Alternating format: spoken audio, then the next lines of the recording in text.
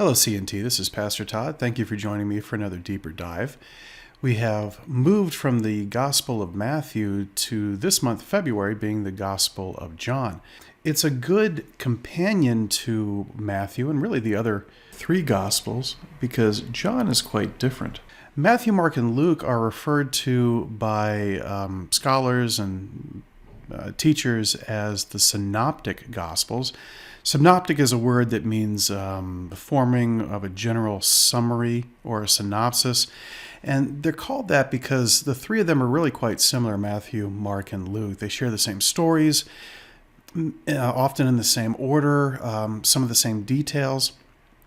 But John is different. There's always that guy who's off to the side who just sees things a little bit differently. And the disciple John was that fellow. Jesus said all of the things that are and did all the things that are recorded in his gospel. They just made an impact on John in a way that they didn't make on Matthew, Mark, and the people that Luke talked to. So he just had a different take. He would remember these kind of interesting things that Jesus said, whereas the other guys would remember, the more common statements that Jesus made. So anyway, there's a few things that I'd like to point out about John as we go forward. This won't really be so much of a deeper dive into a particular passage. What I want to do in this short video is give you an introduction to the Gospel of John and give you some things to look for as we are reading through this. I'm going to do really three things. The first is the prologue. That's the beginning part of chapter 1. It's unique to John. The second thing I'll point out to you is John makes use of Jesus' miracles, and he calls them signs. They point to something. And then there are the I am statements. Jesus makes 7 I am statements in the gospel, and they are significant as well. Okay, well, let's turn to the prologue. The prologue is the first chapter of John. There are 3 words that jump out of us. The first one is word.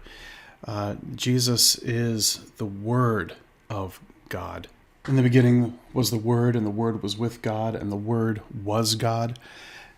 The Greek word for, translated as word, is the word logos, and it means literally the thought or action. It's the power behind our words. And so when John is referring to Jesus as the Word of God, that is a poetic way of telling us he is God's Son, he is God himself, he is the Creator, he is the part of God who acts. And a companion passage to this is Colossians chapter 1, where we are told by Paul, in perhaps less poetic language, that everything was made by Christ and through Christ and for Christ. Similar idea. The 2 other words jump out at us here too. One is life and what is light. Both of these are going to show up quite a bit in John's gospel. Life, we see that in chapter 11, chapter 14. Light, we see this prominently in chapter 8 and chapter 9. So these are themes that John is laying out. Jesus is light coming into the world. Jesus is life coming into a dead world. And so as we read through John, look for these things. Look for life. Look for light. Let's talk about the signs. Jesus performs miracles and healings throughout all of the Gospels. John really records just 6 of these, but he records them not just as Jesus healing folks who needed to be healed. He certainly did that. He certainly had compassion. But each of these healings, each of these miraculous acts are signs that God has come into the world. Now, there's 6 of them that are recorded in the gospel. Jesus turns water into wine. He heals a prominent official's son. He heals someone who's an invalid. He feeds a great crowd, provides food for them. He restores sight to a man who has been born blind, which is a very interesting passage in and of itself. And then he restores life to Lazarus. So signs are in the gospel, and they are indicators that God is working. So look for those as you read through John. And then there are the I am statements. These are times where Jesus says, I am. And there are 7 of them. Jesus says, I am the bread of life. I am the light of the world. We hear that word light again. I am the door for the sheep. I am the good shepherd. I am the resurrection and the life. You see, we have life again. I am the way, the truth, and the life. Once again, life. And I am the true vine.